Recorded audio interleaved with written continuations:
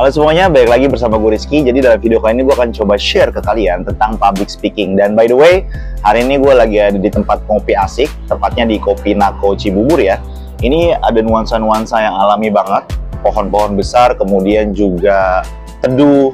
Jadi bagi kalian yang mau bekerja sambil ngopi asik, bisa langsung kunjungin aja ini Kopi Nako Cibubur. Oke?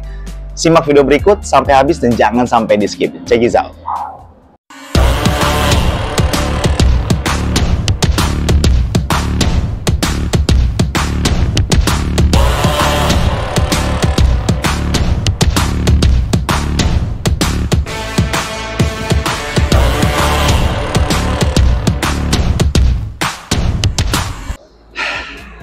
Ngopi dulu. Oke, ketika kita berbicara mengenai public speaking, apa itu public speaking? Secara simpelnya, public speaking merupakan proses untuk berbicara di depan umum kepada audiens. Artinya apa?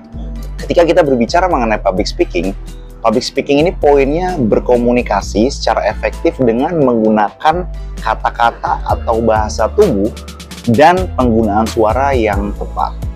Jadi ketika kalian melakukan yang namanya public speaking, tentunya kalian juga harus memilih kalimat dan juga kata-kata yang efektif, struktur, dan efisien secara waktu. Sehingga apa yang kalian sampaikan itu bisa diterima secara mudah oleh audiens kalian. Kemudian contoh-contoh public speaking apa aja? Yang pertama itu seperti bagaimana kita melakukan presentasi di depan banyak orang. Kemudian juga kita sedang berpidato. Setelah itu juga kita sedang mengadakan kegiatan seminar, dan pada kegiatan seminar tersebut kita menjadi pemateri di kegiatan tersebut ya. Setelah itu juga orasi dan juga rapat umum. Nah, itu berkaitan dengan yang namanya public speaking. Contohnya, public speaking menjadi salah satu tools yang bisa kita gunakan untuk melakukan percepatan sampai dengan titik sukses kita. Poinnya di situ, teman-teman. Kenapa public speaking itu penting? Karena public speaking ini mampu menghasilkan sebuah komunikasi yang efektif. Komunikasi efektif adalah komunikasi yang kita sampaikan secara struktur dan efisien secara waktu. Sehingga ini berdampak baik untuk karir kalian. Baik itu ketika kalian menjadi seorang employee, atau pekerja profesional, atau bahkan seorang pemimpin.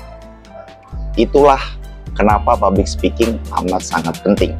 Dan ini juga menjadi salah satu self-development atau pengembangan diri ketika kita berbicara yang namanya tentang public speaking.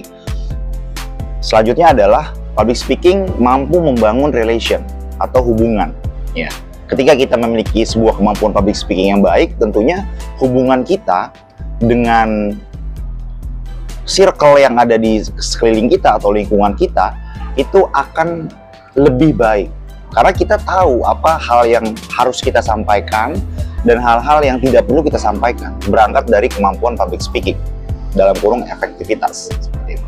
Nah, kemudian ini juga berdampak baik kepada pengaruh sosial. Dari apa yang telah kita baca, dari apa yang telah kita lihat, sehingga kita sampaikan kepada halayak umum atau audiens kita, dan akan membangun sebuah kesadaran bahwasanya mereka tersadarkan ketika kita memiliki sebuah komunikasi yang efektif yang kita sebut sebagai public speaking. Nah, kemudian ketika kita sudah berbicara mengenai mengapa public speaking itu penting, tentunya kita juga harus tahu nih, tujuan dari public speaking itu apa sih sebetulnya? Ya, jadi tujuan dari public speaking adalah kita ingin menyampaikan sebuah informasi, ya, yang valid tentunya, by data. Sehingga apa yang kita sampaikan itu menjadi sebuah komunikasi yang betul-betul sesuai dengan hal yang terjadi. Tujuan lain dari public speaking adalah untuk mempengaruhi. Kita mampu mempengaruhi seseorang, kita mampu mempengaruhi audiens kita ketika kita sedang yang namanya ber-public speaking. Sebagai contoh, Bung Karno sukses untuk membangun semangat masyarakat Indonesia, memperjuangkan kemerdekaan Indonesia. Itu dengan cara apa? Dengan cara Bung Karno melakukan public speaking pada saat itu. Ini sebagai contoh aja. Kemudian pemimpin-pemimpin yang ada di Indonesia, yang ada di dunia, mereka memiliki sebuah keterampilan berpublic speaking. Sehingga apa yang ada di pikiran mereka itu bisa diterima dengan baik dan bisa menjadi sebuah keyakinan, sehingga audiens yang mendengarkan itu akan melakukan sebuah tindakan, teman-teman. That's the point. Oke? Kemudian public speaking juga memiliki tujuan sebagai inspirasi untuk banyak orang, untuk audiens yang mendengarkan atas apa yang sedang kita sampaikan melalui public speaking. Nah, dalam konsep public speaking, saya memiliki 5 hal yang harus kita pahami secara bersama-sama. Ini saya mengambil benang merahnya berdasarkan pengalaman saya ketika saya berorganisasi, ketika saya berdiskusi, ketika saya ngobrol dengan rekan-rekan, dan pada akhirnya saya menemukan 5 hal penting ya yang harus kalian lakukan dan pahami ketika kalian sedang berpublic speaking. Karena ini balik lagi ke tujuan daripada public speaking, yaitu AIDCA. Apa aja AIDCA itu? Yang pertama itu adalah attention. Tujuan kita berpublic speaking itu untuk mendapatkan sebuah perhatian dari audiens. Ketika kita melakukan yang namanya public speaking, tentunya kita berharap untuk mendapatkan sebuah perhatian dari audiens kita. Kemudian ketika kita sudah berhasil untuk mendapatkan perhatian dari mereka, langkah selanjutnya adalah kita mampu menstimulus mereka untuk tertarik dengan apa yang kita sampaikan, yaitu interest, ya, ketertarikan. Pada akhirnya ketika mereka sudah merasa tertarik atas apa yang kita sampaikan melalui public speaking kita, mereka tumbuh dengan rasa keinginan yang kuat, yaitu desire. Ya. Kenapa mereka ingin mendengarkan kita? Kenapa mereka tertarik dengan kita? Karena mereka merasa apa yang kita sampaikan itu relate dengan kondisional yang mereka sedang hadapi hari ini. Seperti itu. Kemudian setelah kita sudah menstimulus keinginan mereka untuk bisa mendengarkan apa yang kita sampaikan sebagai public speaker, yang selanjutnya adalah kita sudah berhasil untuk membuat mereka menjadi yakin, yaitu conviction. Mereka yakin atas apa yang kita sampaikan, dan itu menjadi salah satu core untuk mereka lakukan, yang pada akhirnya, pada hilirnya, mereka melakukan sebuah tindakan, yaitu action. Jadi yang saya sebutkan tadi adalah AIDCA. A itu adalah attention, kemudian itu I adalah interest, kemudian D-nya itu adalah desire, kemudian C-nya itu adalah conviction, dan terakhir A-nya itu adalah action. Jadi itu 5 hal penting, ya. Kenapa kalian harus melakukan yang namanya public speaking? Dan AIDCA ini merupakan tujuan akhir dari sebuah public speaking. Yang poinnya adalah mereka merasa terketuk hatinya dan mereka melakukan yang namanya action. Itulah yang dikatakan sebagai the art of effective communication. Oke? Kemudian selanjutnya adalah bagaimana persiapan untuk melakukan yang namanya public speaking. Tentunya ketika kita menjadi seorang public speaker, kita juga harus menentukan yang namanya tujuan presentasi kita.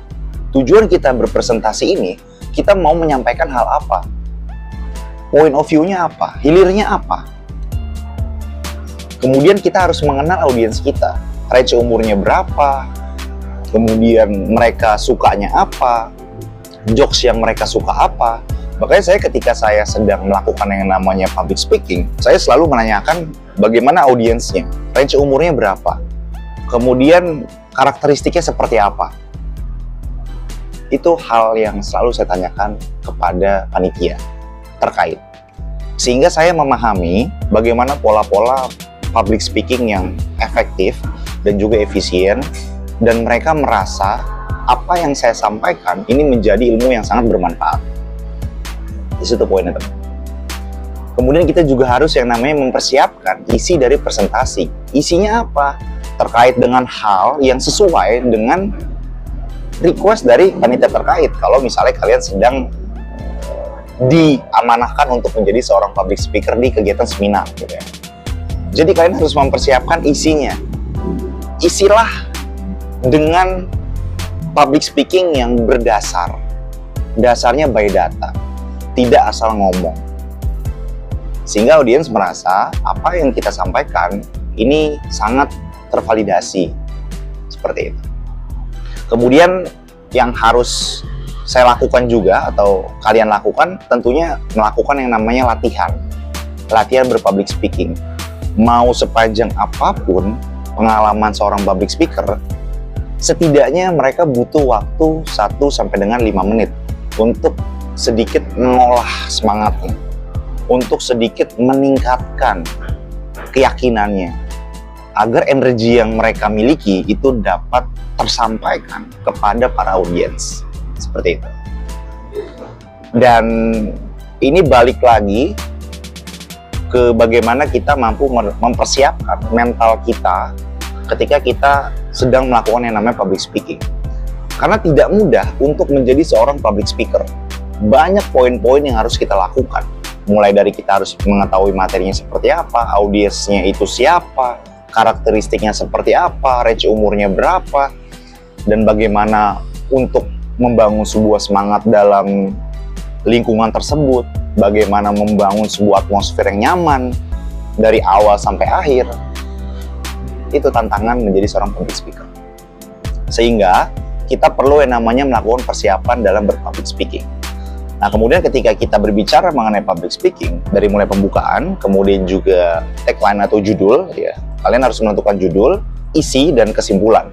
Kayak contohnya gini, saya menjadi seorang public speaker di kegiatan. Ya, pembukaannya akan ada kalimat salam seperti, halo semuanya, assalamualaikum warahmatullahi wabarakatuh, salam sejahtera untuk kita semua, shalom, om swastiastu, namo buddhaya, salam kebajikan. Yang saya hormati, A, B, C, D, Z. Saya ucapkan amat banyak terima kasih kepada rekan-rekan semua yang sudah menghadiri dalam kegiatan A. Sehingga pada akhirnya kita bisa berkumpul di tempat A. Kemudian juga judulnya disampaikan lagi atau tagline agar mereka merasa ke-trigger atas sebenarnya apa sih yang kita sampaikan dalam kegiatan public speaking ini, atau dalam menyampaikan sebuah materi ini, atau dalam menyampaikan sebuah seminar ini.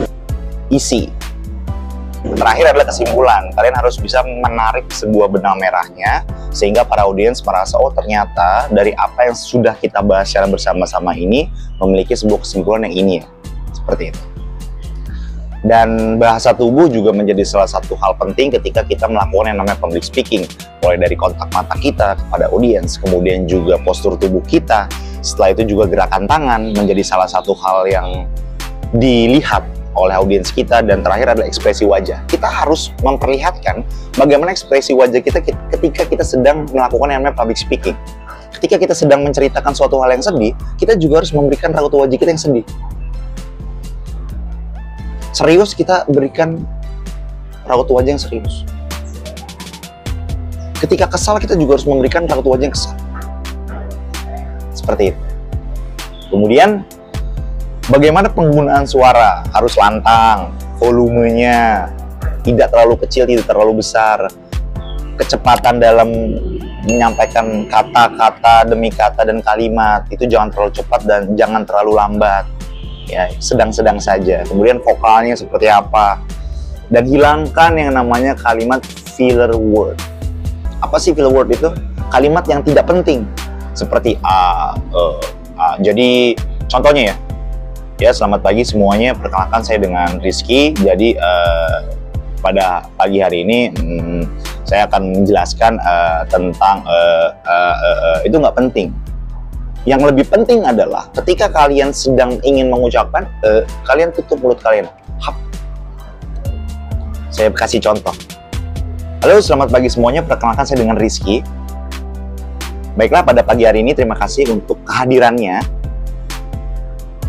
Sehingga kita dapat berkumpul di kegiatan yang amat sangat bahagia ini.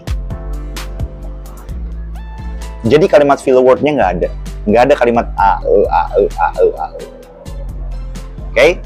Kemudian juga gaya presentasi yang efektif. Seperti kita bercerita, kita sedikit memberikan jokes, dan visual ya, menggunakan bantuan visual melalui PPT yang sudah kita sajikan. Seperti itu. Nah, selanjutnya adalah mengatasi grogi. Gimana caranya kita bisa mengatasi grogi?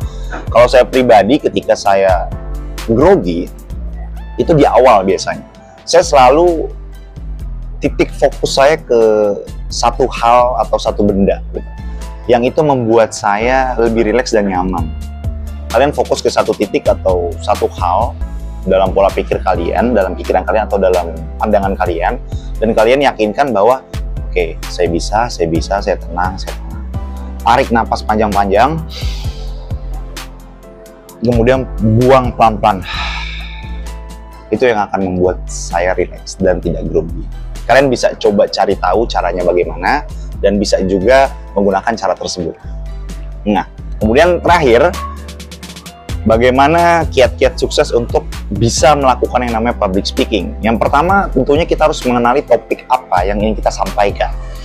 Karena dengan kita mengenali apa yang ingin kita sampaikan, kita akan merasa satu langkah lebih maju daripada audiens kita. Mereka merasa telah terjelaskan dan diterjemahkan atas apa yang kita sampaikan. Kemudian kita harus menggunakan bahasa yang efektif. Efektif di sini saya artikan sebagai kalimat dan juga kata-kata yang struktur. Tidak berbelit-belit, mudah dipahami, dan efisien secara waktu. Kita juga harus tahu dong jadwal kita dari jam berapa sampai dengan jam berapa. Itu yang harus kita hargai. Efektif secara kalimat dan kata-kata yang kita sampaikan, ya. Kemudian juga efisien secara waktu. Nah, selanjutnya adalah jadilah diri sendiri. Ketika kita melakukan yang namanya public speaking, sebagai public speaker yang baik, kita harus menjadi diri kita sendiri. Bagaimana karakter diri kita? Bagaimana kans yang kita miliki? Sehingga audiens kita merasa, keren banget ya dia public speakingnya ngebahas tentang ini. Nah, seperti itu. Jadi itulah terkait dengan public speaking yang ingin saya share ke kalian. Semoga video ini bisa bermanfaat dan kalian bisa menjadi orang yang lebih baik setelah mendengarkan atau belajar dan melihat video saya terkait dengan public speaking. So, buat kalian, jadi point of view-nya adalah, ataupun kesimpulannya, jangan sampai tidak sampai. Apa yang ingin kalian capai, silahkan kalian gapai. Dan pada akhirnya, kita sebagai manusia adalah orang yang harus haus akan belajar. Sehingga kita akan menjalankan beberapa hal-hal kegagalan yang membuat kita semakin bisa maju dan berkembang. Mungkin itu saja dari saya. Jangan lupa di like, share, komen, dan juga di subscribe channel YouTube saya. Saya Muhammad Rizky. See ya!